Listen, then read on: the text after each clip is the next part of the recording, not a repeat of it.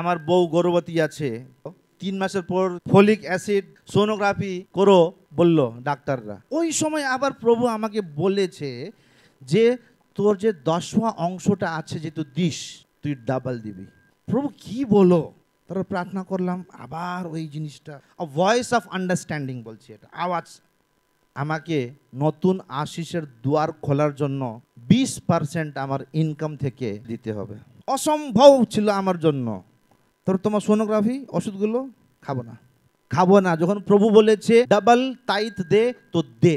প্রেগনেন্সির টাইমে লোক টাকা জমা করে, ঠিক কি না? আমাকে টাকা দিতে বলছে প্রভু, দিতে বলছে উল্টো।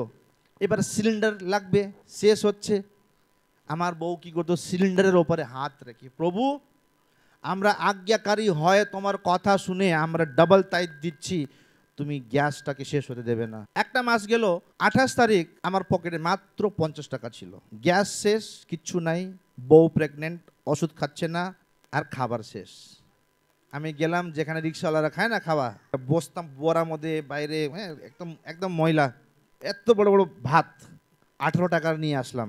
আজকে আমার ছেলে দেখেছেন, সুস্থ, হাট্টা কাট্টা ফিট আশিস পেয়েছি আমি। ওই ছোট টুল্লু সিলিন্ডার থেকে বড় সিলিন্ডারে চলে আসছি এখন আমি। ওই স্ট্রাগল থেকে একটা সাকসেসফুল লাইফে চলে আসছি আমি।